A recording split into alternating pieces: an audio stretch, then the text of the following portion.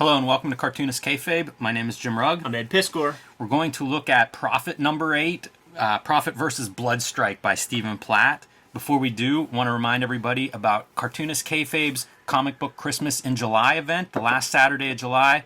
We are asking our audience to stock all those local lending libraries, the little neighborhood libraries that you see that look like deluxe mailboxes. Put some comics in those things. We know readers go to these places. Let's introduce them to some comic books. A lot of our audience are creators who have comps. Spread those comps out to your local lending libraries. And a lot of us have doubles as collectors. It's pretty common. So put some of your better comics out there for hopefully to attract some new readers to this comics medium.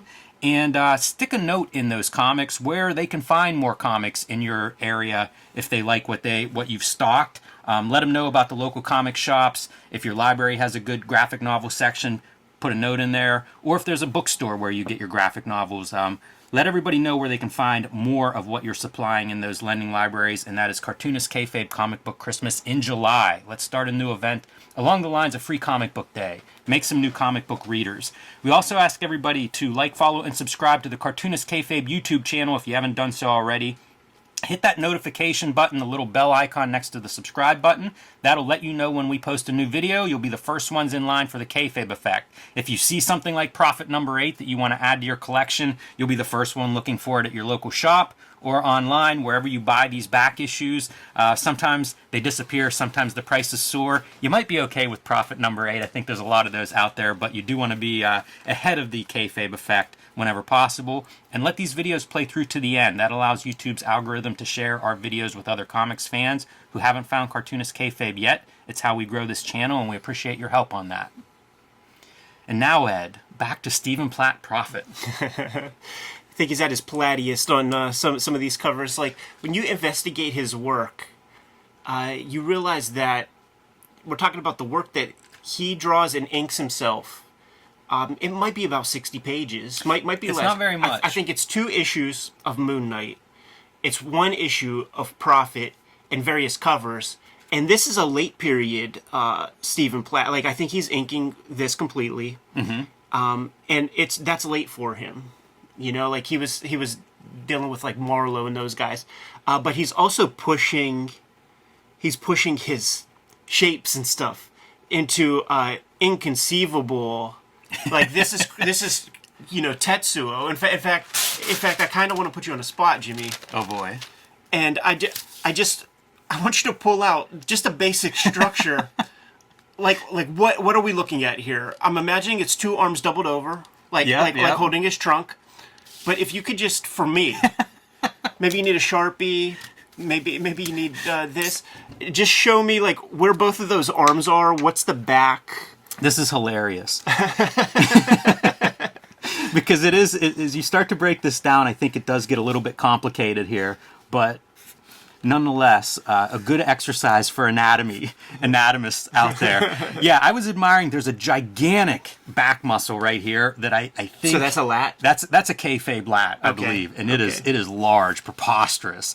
And then I think there's an extra muscle right here. This would be like your traps normally, but in this case, this is your trap. Yeah. So that's your trap going into your deltoid here, and these 2 muscles back here, I'm just not sure about.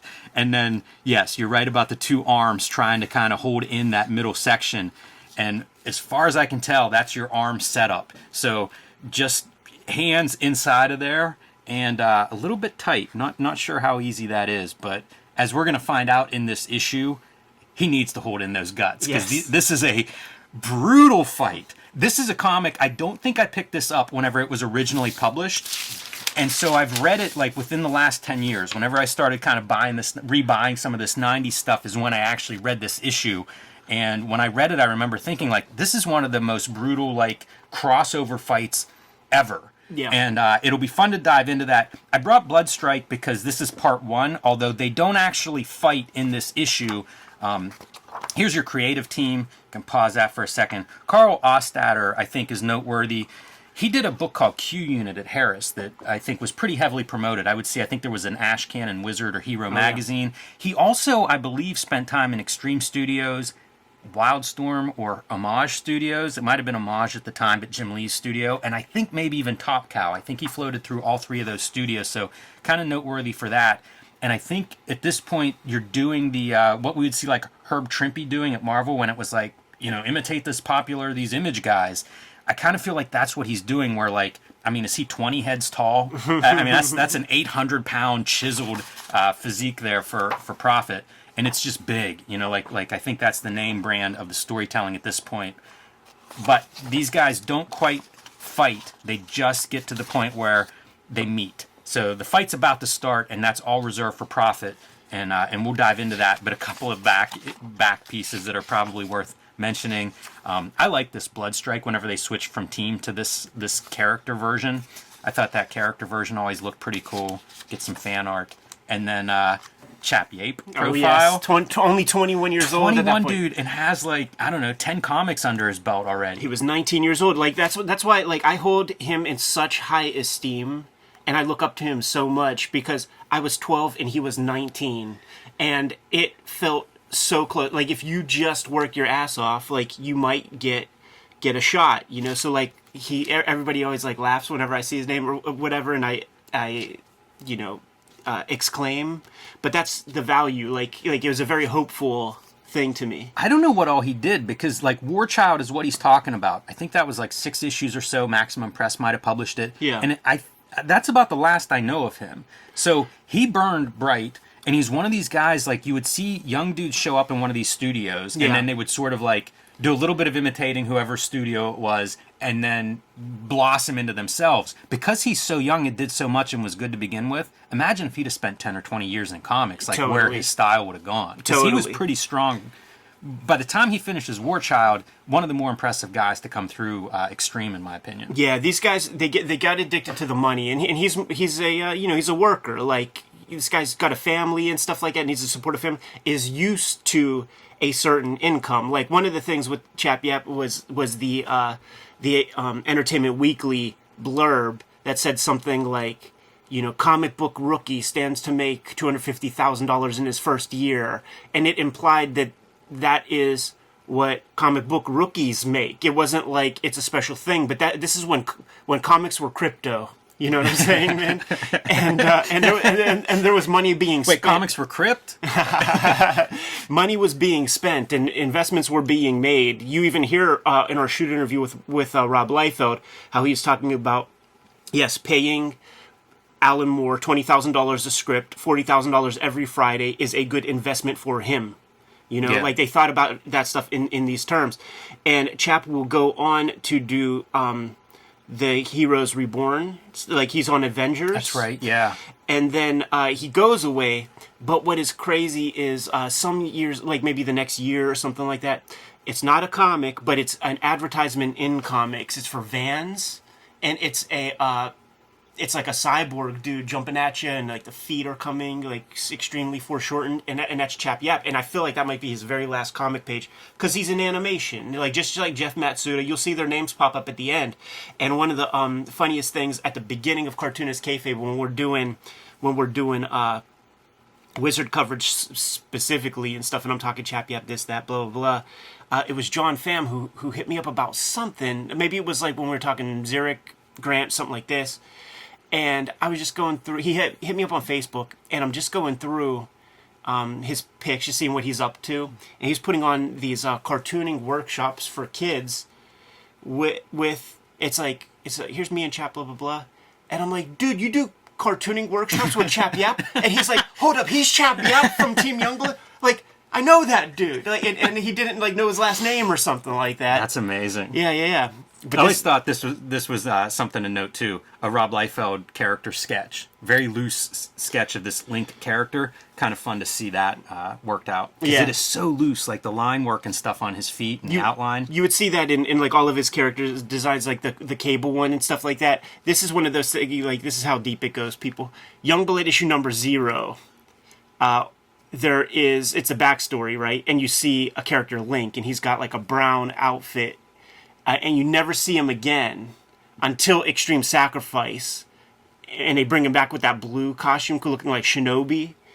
And the very last submission that I sent to Extreme. And by the way, this is like Extreme's almost done. If he's Yeah. working on War Child, like that's Maximum Press Yeah, is you already see Maximum Press. yeah, that's already in effect. So Extreme Studios is fully going away. But like my last submission that I sent to Extreme Studios was this Link versus Cougar in a in a jungle setting. Also, this is like If you cover his head, it's almost long shot. it is absolutely. This is the era where there's still a speculator boom. Like there's still a lot of stuff going on. They're probably still making money. And every regular comic shop was sold out of like these Extreme Sacrifice issues. It was a big deal. I Yeah. think it was like a last hurrah for Rob Liefeld over there. And I had to go to that Allentown Bakery, which was like a legit bakery that had a diamond account, and they just had some peculiar. dusty books in like a broom closet, and that was their comic shop. And I was able to scoop up my the Extreme Sacrifice issues that were not that available at Phantom of the Attic or. We'll show this now while you're talking Extreme Sacrifice. I really love this piece of art. Me too. This is another one of these like Rob Liefeld. I think he's inking himself With a and marker. There are lines here that just don't appear. Like if you look at the line around Supreme's head and stuff. Cartoonist Kayfabe is brought to you by the comics that Ed Piskor and I make. Red Room Trigger Warnings. The second season of Red Room, all self-contained stories, issues 1 to 4, now available in comic shops everywhere. Red Room, the Antisocial Network, the trade paperback collection of the first season of Red Room, now available in comic shops everywhere. Minus 28 countries where it's banned and 10 comic shops, but you can still request it there. And coming in September, the collection, the trade paperback of Red Room Trigger Warnings will be in stores in September. You can pre-order that now at your local comic shop or online wherever you buy your books. Hulk Grand Design Monster and Hulk Grand Design Madness in comic shops everywhere. The 60-year history of the Incredible Hulk. I am writing, drawing, lettering, coloring the Grand Design treatment, retelling that 60-year history, and you can now pre-order the Hulk Grand Design Oversized Treasury Collection, about 40 extra pages in that. It'll be in stores before Christmas, but you can pre-order it now in your comic shops or in your bookstores, wherever you buy comics. And now back to our regular scheduled programming. These are lines that really don't appear in Rob Liefeld work, and I love them. Mm-hmm. I wish there was a book that looked like this. Yeah, it's just total. It's like a con sketch. You know, like the mainstream artists would call this like a convention sketch, and it's a one-weighted Micron pen or like a Copic Finelighter or Statler or something like that, and he's just drawing in the feathering, like by just making jagged lines. It's quick and stuff. It looks extra crazy with the computer color on top of it, because we've been conditioned to see this kind of computer color on top of like Danny Meeke, Scott Williams, thick and thin type artwork. But yeah, he would have a lot of this. Like for the Extreme Sacrifice Prelude issue, the cover would be a double page spread, and it would be one step above this. Like he drew this in 10 seconds. Yeah, I like it. Me too. I love it. I wish there was a book that had this whole style. Yeah, like this face, man, is so cool. All right. Well, we're here to actually look into this fight scene. Stephen Platt, already mentioned him at the top as the penciler. Bob Napton wrote both pieces here. Not a lot of Liefeld like in the credits. I don't know if he was on maybe a hiatus or was totally working on that Extreme Sacrifice at this point, but not as involved like plot or anything with these issues. And inker Marlo Alquiza. You mentioned Platt I think he only inked that Prophet number 5. Mm-hmm. So not ideal, but pretty good. Like there's quite a bit of line work on here, so we're not skimping on that part. Yeah. Man, the amount of veins and shit, it's just nuts. Yeah, I mean, the motif of this issue is try to understand anything. That's true. That is 100% true. And right away, man, we're like swinging knives at faces, blood everywhere already. We went from they're just facing each other in the previous issue to stuff has already transpired. Like they're covered in blood already. Good choice to have that like green putrid fucking mutagen from the sewer. Yeah, I was going to say, worth noting that these open wounds are happening in a sewer. Yes. Can't be good. You're gonna need some penicillin. And already, like, page 2, we're trying to drown Bloodstrike, holding him under the water, while, like, knuckle spike knife going in and out of him. Yeah, and it's just so fun because like the water is like this like beanbag or something. Like, it doesn't feel like it's... The water has sharp edges too. Like everything, it feels like he looked at Jay Lee's Youngblood strike file and was like, "Oh yeah, I can do more jagged edges than that." Look at the way this arm is shaped. It's just, you can just put your circle template around there. It's an ovum. This is also where Platt starts drawing these kind of fat faces, where the eyes are maybe like 4 eyes apart in terms of space in between, and they're these big chunky, like almost square heads. Even Prophet's hair has that spike happening. Yeah, it Looks like a cactus. Dude, the quads. That's the biggest quad. These quads are immense. Oh yes. And whenever he kicks Prophet off, runs into like the pipes on the wall now sticking through him. Yeah, I remember watching those old like Jet Li like Wu-Tang type movies, and it would be like the Tiger Pit or something. Push a dude back there, and then just blood shooting out through the middle of this. Good luck figuring out like what word balloons to read in what order. Oh yeah, forget about it. I like we pulled this out. I didn't try to even read it. Some unfortunate tangents here, like the knuckle line on the knife, on the hand, the fist, but even Prophet's reflection in the knife. It's just so intense, like. And you know what? Props for you. Yeah, because I'm just like, okay, that's a panel break, but no, that's a knife.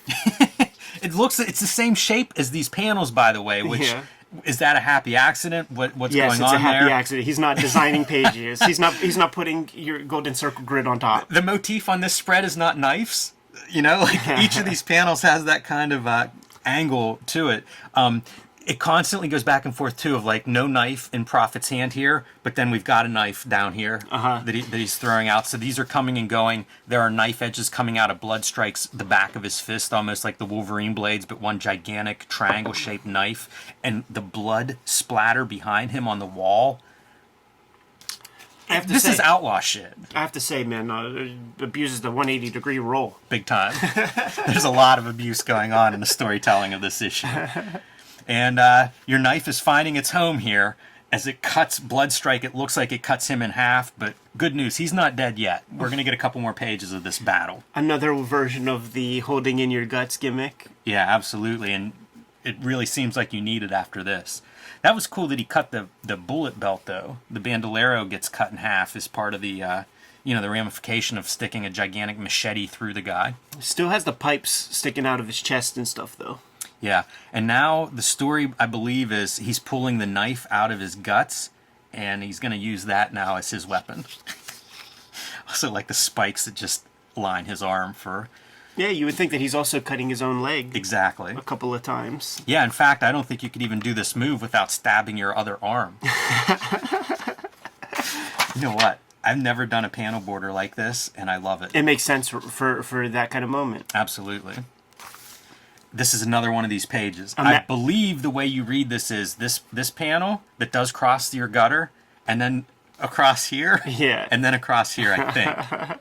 This is the stuff that would drive those old-timers crazy. Oh, yeah. I would love to see this original art in black and white. Like, yeah, me too. Like, you are not seeing... When they talk about, like, spotting blacks, it's like there's just some black area up there, a little right there, and it's, like, almost all the same value. Like, good luck to the colorist. A lot of speed lines everywhere. This is our circle motif page, too. This is like Steranko's Outland, I think he's paying homage to. And a lot of verticals, with the sewage kind of seeping. By the way, no. This is good storytelling. No Prophet on this page, right? Prophet has fled, but luckily he's left a blood trail, which disappears once he gets into the tunnel, even though it looks like it's very pronounced, but allows Bloodstrike to track him through the sewer by following the blood in the water. Like a shark. So butch. They also cut back and forth on these captions. They are inner monologues between Prophet and Bloodstrike. And Bloodstrike's worrying about dying and not knowing who he is, but somebody named Lily will hopefully figure it out. I guess just pure white, huh? Interesting. On yeah, the I guess so. original. That would be a fun one to see the original of, because he would really pop. He would. If that's a white background. That would actually work pretty well. Stretching the chops of extreme color. Yeah, it makes me wonder, because there are a bunch of these little tiny circles if you look closely. So I don't know if those are color holds, or if this would have been also white and then added by the colorist. Yeah. But if that's white, like, I think that's pretty kind of strong. Or our pal Michael Cho went to school with Stephen Platt in Toronto, and said that one of Platt's big influences, like in school, is Ralph Steadman, and Steadman has like a lot of spatter and things. And you see a lot of that here. So, Bloodstrike's most of this inner monologue is trying to figure out if he's playing possum, if he's faking it, or if he's near death. A lot of words for that. Yes. Bob Napton really chewing up the scenery here. He plays one hell of a corpse. Quite the cliffhanger page, too, as Bloodstrike is descending. But guess what? He was playing possum, pulls out a pipe and impales him. We're going pole vaulting, people. Skewering the dude. This is pretty good, right, for a superhero fight? Oh, look at those legs. That leg's massive. But why have one impalement? See, this is like Jennifer Connelly at the end of Requiem for a Dream, you know what I'm saying? Like Yeah, I do know what you're saying. The deleted scene. We got that going on with the fellas. It's great. Prophet's really trying to drive this home, and Bloodstrike's like, no, game's not over. Stabs him back. Now they're fighting, both impaled on a pipe. Yeah, I mean, connected to each they're other. getting close enough to kiss. Yeah, Lady and the Tramp spaghetti scene here. Got some extreme perspective as the two are locked together in Mortal Kombat. It's the most that Stephen Platt ever like taped down his stuff and like rolled out perspective grids in his comic book career. Yeah, totally. Just absurd. I feel like this is such the spirit of extreme comics. Maybe the most extreme. Yeah, like actually like putting that title to the test. Getting Snicked put in there. Some Wolverine acknowledgement. It's so Wolverine-esque, that gigantic machete. Might even be an improvement. Sure. Take.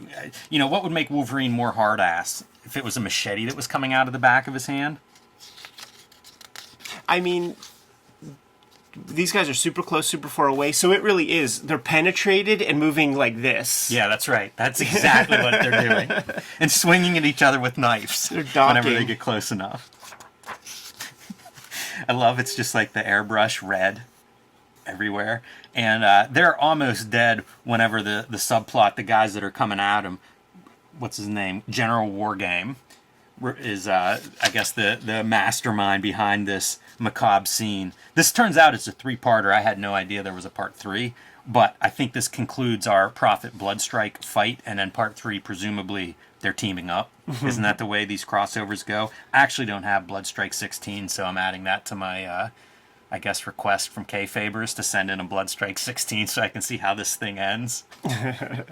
But you can't tell what anything is there. No, at this point, you really can't tell.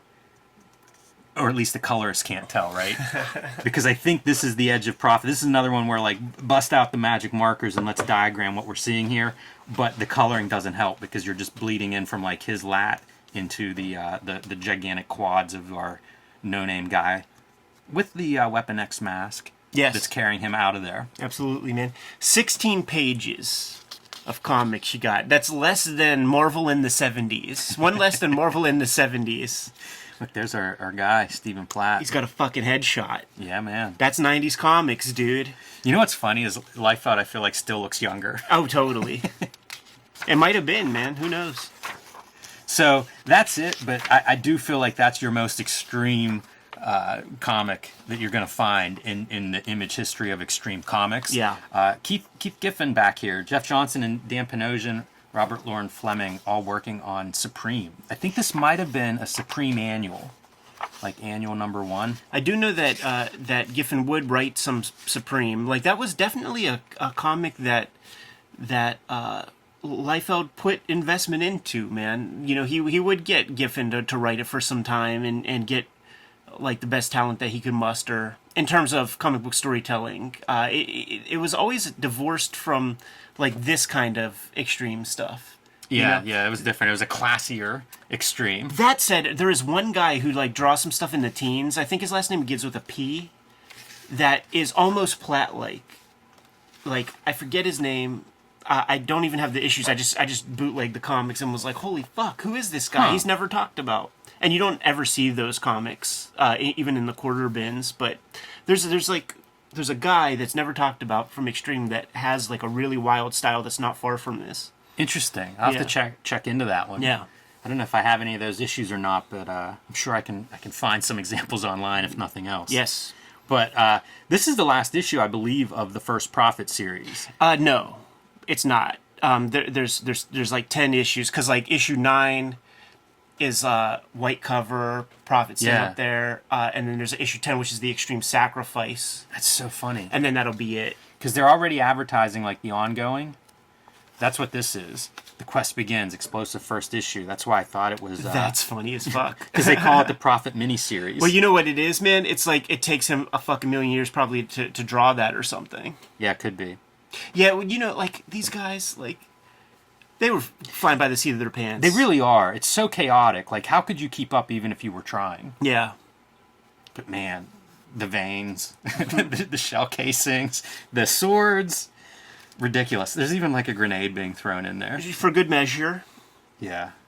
That's incredible. Another so Platt piece. But yeah, the Platt covers are really something. I think I have a portfolio of his. They're like little kind of like mini size and just randomly found it in a 50-cent box.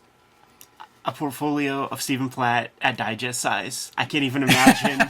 Like, let's you'll need that 0.1 micron to diagram the images that you see in there. Yeah, it's mostly these cover pieces, but man, I love them. I'm surprised there was never a collection of this stuff put out. I gotta put this back, man. Make her call back. It's so good. I think you cracked the code, Jimmy. Look at that thing. Tetsuo Kaneda!